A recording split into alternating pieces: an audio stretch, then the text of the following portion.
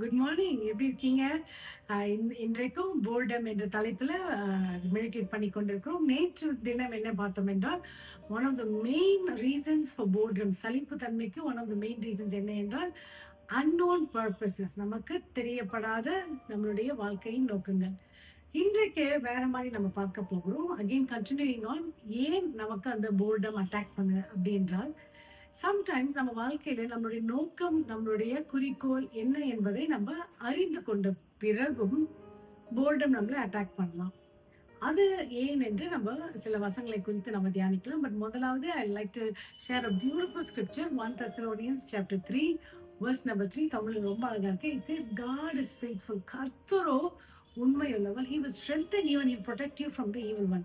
தமிழ் என்ன போட்டிருக்கேன்னா, உங்களை ஸ்திரப்படுத்தி, நம்மை அவர் ஸ்திரப்படுத்துகிறார். உண்மை உள்ளவர் மற்றும் அல்ல, நம்மை அவர் ஸ்திரப்படுத்துகிறார். பலப்படுத்தினார் என்று போட்டில் ஸ்திரப்படுத்தி. It's very powerful deeper meaning of strengthening us. நம்மை ஸ்திரப்படுத்தி அவர் தீமை என்று விலக்கி காத்துக்கொள்வார். It's beautiful scripture. ஹல்லேலூயா. அவரோ உண்மை உள்ளவர், கர்த்தரோ உண்மை உள்ளவர்.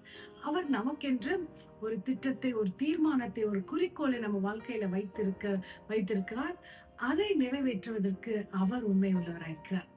இதுல என்ன என்றால், தீர்மானம் என்ன என்று நம்ம கர்த்தரிடத்துல காத்திருந்து, we might even know what our plan is, purposes. This is what God wants me to do. என் வாழ்க்கையில கர்த்தர் இதுதான் செய்ய நினைத்திருக்கார் என்று ரொம்ப தெளிவாக கர்த்தர் நமக்கு காட்டி விடுகிறார். அது தெரிந்த பிறகும் எப்படி நமக்கு போர் அடிக்க வாய்ப்பு இருக்கிறது அப்படின்னு கேட்கும் போது, அதுக்கும் சில குறிப்புகளை சொல்கிறேன். இதுல என்ன எக்ஸாம்பிள் யார் என்று பார்த்தால், கிளாசிக் எக்ஸாம்பிள் நம்மளுடைய இஸ்ரவேல் மக்கள் எகிப்துல இருந்து கானான் தேசத்துக்கு புறப்பட்டு வருகிறார்கள். அவங்களுடைய குறிக்கோள், அவங்களுடைய பர்பஸ் என்னன்னு இப்ப தெரியும். they have to go and reach Canaan. அதுதான் அவங்களுடைய நெக்ஸ்ட் பர்பஸ். ஆனா அந்த பிரயாணம் பட்டு வருகிற வேலையில they were so bored. அதோடைய சில காரியங்களை அவங்க வாழ்க்கையில இருந்து நம்ம குயிக்கா நம்ம தானிச்சிடலாம். நம்பர் 1 என்ன என்றால் impatience, அதாவது பொறுமை இல்லாத ஒரு சூழ்நிலை. நம்மளுடைய பர்பஸ், நம்ம டெஸ்டினேஷன் என்ன என்று தெரிந்த பிறகும் அதை ரீச் ஆகுறதற்கு it will take some time. அந்த காலகட்டங்களில நான் இவ்வளோ நாள் காத்திருந்துட்டேன், இன்னும் எவ்வளவு நேரம் காக்கணும் அப்படின்ற ஒரு சிந்தனை நமக்குள்ள வரும்போது, everyday will become very tiering, very difficult, very boring. அந்த எண்ணம் வர விடாம நம்ம கர்த்தரிடத்துல பலன் பெற்று ஸ்திரப்படுத்தி நம்ம அந்த ஓட்டத்துல நம்ம துரிதமாக சந்தோஷமாக ஓட வேண்டும். அந்த யோசனையை நம்ம வர விட்டுட்டா, இட்ஸ் நாட் தட் நம்ம எடுத்த உடனே, I not talking about people who want to reach the destiny immediately. யாரும் குறித்து சொல்றேன்னா, yes I know my destiny is there, but I already waited a few some time. அது whatever it is, maybe months, weeks, years, days, எது வேணா இருக்கலாம்.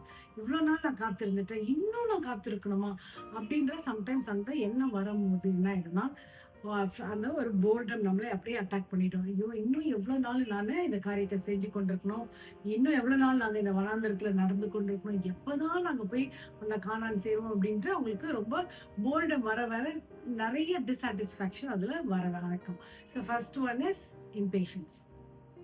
The second one is distractions. அதாவது அந்த பாதையில நடந்து கொண்டு போகும்போது, இங்க அங்க பார்க்கும்போது நிறைய காரியங்கள் இன்னும் அழகாக தோன்றும்.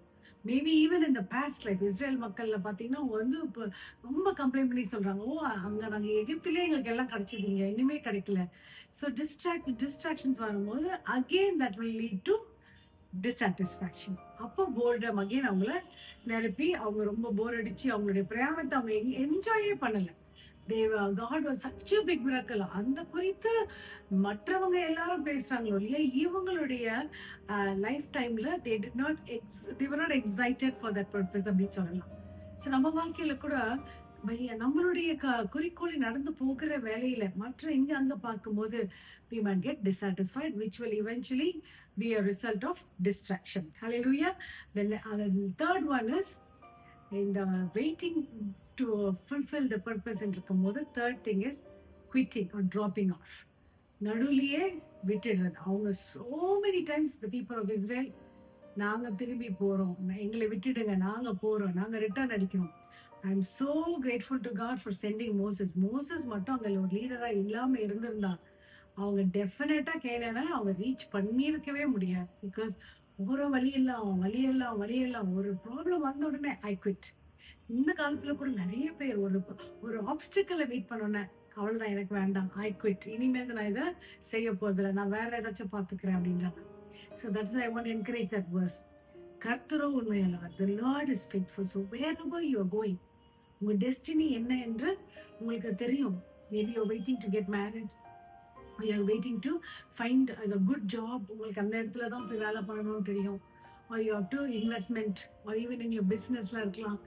ஏதோ உங்களுக்கு நல்லா தெரியும், இங்க தான் நான் போகணும். மேபி உங்களுடைய படிப்பு மேல் படிப்பா இருக்கலாம். What ever it might be, I know this is, இங்க தான் நான் போய் சேரணும். ஆனா அந்த நேரங்களில் குவிட் பண்ணவே பண்ணாதீங்க. Because when God has given you a promise, அவன் கண்டிப்பா உங்களை ஸ்ட்ரென்தன் பண்ணி உங்களை அவர் பாதுகாக்க வல்லவராக. we really pray whatever purpose உங்களுக்கு கர்த்தர் காட்டியிருந்தார்னா அதை முழுவதுமாக நிறைவேற்றும்படியாக அவர் உங்க கையை பிடித்து நடத்தும்படியாக நாங்க ஜெபித்துக் கொண்டிருக்கிறோம். இப்பொழுதும் ஜெபிக்கலாமா? அன்பின் தகப்பனே, இந்த நல்ல வசனத்துக்காக நன்றி.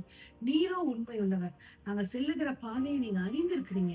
எங்களை கரம் பிடித்து ஸ்திரப்படுத்தி தீமை எங்களை அணுகாதபடி பத்திரமாக கொண்டு போய் நாங்க சேர்க்க வேண்டிய இடத்துல எங்களை சேர்க்கும்படியாக ஜெபிக்கிறோம். இந்த நாளையும் நீங்க ஆசீர்வதித்து பொறுப்பெடுத்து காத்துக்கிறோம். Give you all the glory. In Jesus' name we pray. Amen. Have a wonderful day. God loves you. He is a faithful God and He will strengthen you. Be blessed.